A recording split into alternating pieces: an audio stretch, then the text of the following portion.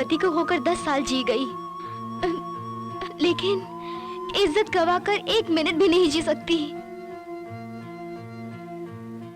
मेरी जवान बेटी को रोजाना एक लड़का परेशान करता है, पैसा भी छीन लेता है। मैं बहुत परेशान हो गई हूँ। आज तो वो मेरे घर आया था, 10,000 एडवांस देकर गया और कहने लगा कल सुबह अपनी लड़की को सजाकर मेरे पास लेकर आना। वो धमकी देकर गए हैं। कुछ भी करके मेरी और मेरी बेटी की जिंदगी तुम्हें बचानी होगी। सेना, इन्हें सही सलामत ले जाकर इनके घर पहुंचा दो। मेरे आने तक तुम वहीं रहना। शास्त्री, वो भाई ने जुबान दे दी ना, अब तुम्हारे घर के सामने कौवा भी कांव कांव नहीं करेगा।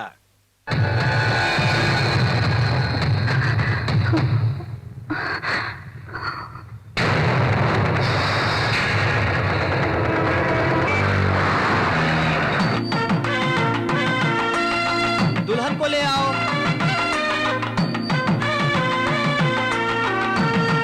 अक्षत ले लो और तुम भी ले लो बेटी। डालो, हार पहनाओ। मंगलम भगवान विष्णु, मंगलम गरुड़ध्वज, मंगलम पुंडरीकाक्ष, मंगलाय तनोहरि।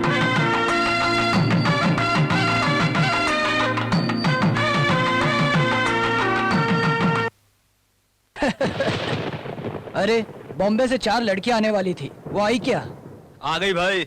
उन्हें सही जगह पर पहुंचा देना, मेरा नाम खराब मत करना। पहुंचा देंगे भाई। और हाँ, वो मिनिस्टर के गेस्ट हाउस में। हाँ हाँ हाँ, 40, 41।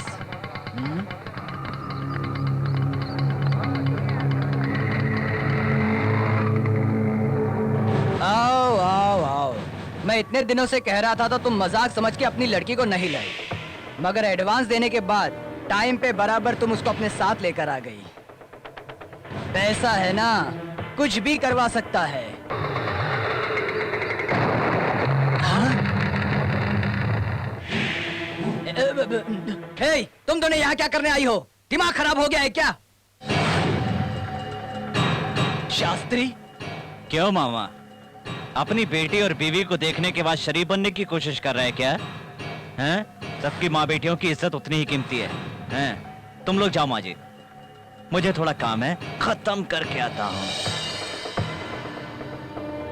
सुधर जाओ और अपने गंदे दिमाग की सोच को बदल डालो, नहीं तो गुनहगार बन जाओगे। बच्चे पीते हैं दूध और तुम पीते हो अल्कोहल। हाँ, तो फिर तू क्या पीता है? तेरा खून।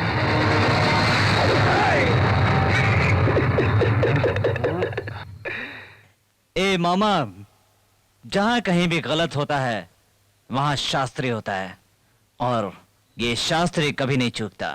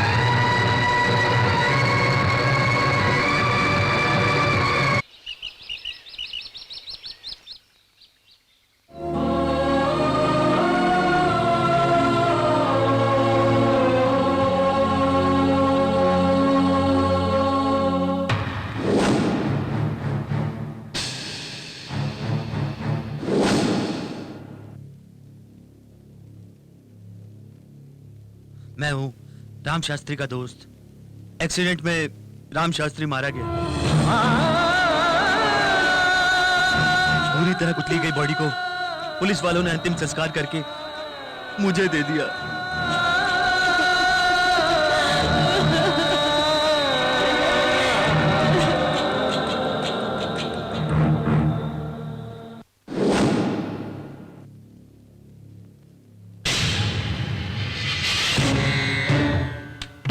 क्यों तुमने इतना बड़ा झूठ बोला? क्यों बोला झूठ इतना बड़ा? बोलो पापा, इसकी कोई गलती नहीं है पापा।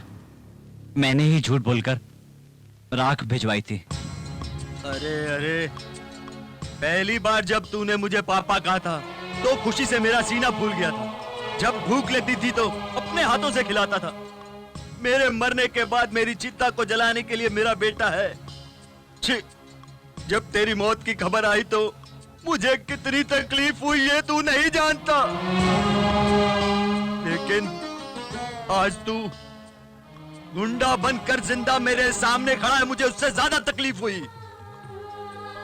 अरे शैतान, कैसे हालात में कैसे कैसे करके इतने सारे अरमान लिए हुए तुझे पढ़ने के लिए भेजा, उनको तूने चूर चूर कर दिया शास्त्री।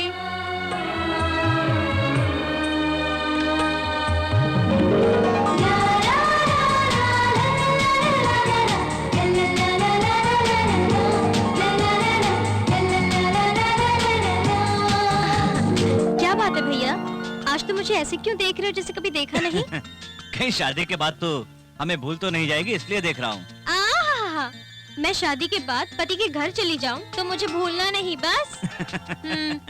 भाई बहन दोनों, कौन किसको भूलेगा इन बातों बातों में। अपने बालों में गजरा लगाना ही भूल गई। ये लो। लाओ माँ। भैया तुम लगा दो। लाओ, घूमो। मम्मी, लड़की के घर वालों के आने का वक्त हो गया है। पापा कहीं नजर नहीं आ रहे, कहाँ गए हैं वो? वो आपको घर पर बुलाकर लड़की दिखाने के बाद मैं ये कहूँ ये शादी नहीं हो सकती, आपकी बेइज्जती करने जैसा लगता है, इसलिए मैं खुद यहाँ चला आया।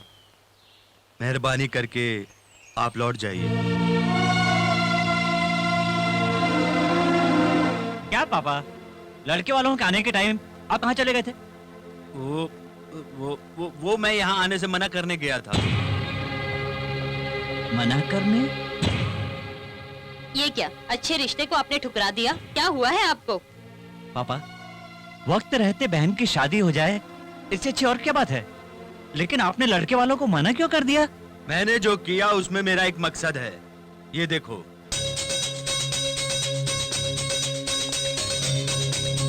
तुम्हारे बेटे को MBBS की पढ़ाई के लिए BGS कॉलेज में सीट मिल गई है।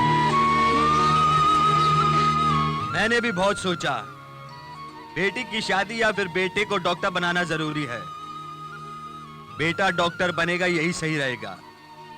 इसको वहां सीट मिल गई है, ये बात सच है, लेकिन इसकी वहां पढ़ाई पूरी करने के लिए 5 लाख रुपए खर्च होंगे। बेटी की शादी के लिए रखा हुआ पैसा इस काम के लिए कम पड़ रहा है, इसलिए इसके सारे गहने भी बेचने पड़ेंगे। इसलिए ये शादी मैंने अभी टाल दी है। पापा, आपको थोड़ा सोच समझकर इस बात का फैसला करना चाहिए था। सोच के कोई फैसला नहीं किया जाता, फैसला कर लिया है तो अब बदला नहीं जाएगा। वो बात नहीं है जी, इसको घर में कुंवारी बैठाकर उसकी पढ़ाई के बारे में सोच रहे हो, ये कैसा इंसाफ है? मम्मी, पापा से ऐसी बात मत करो मम्मी। भैया बहुत बड़े डॉक्टर बनने के बाद करोड़ों रुपए खर्च करा के बहन की शादी कराएंगे, यही पापा का सपना है ना पापा? भैया डॉक्टर बन जाए तो पापा के इस सपने को हमें खुशी खुशी मान लेना चाहिए। पापा ये लो,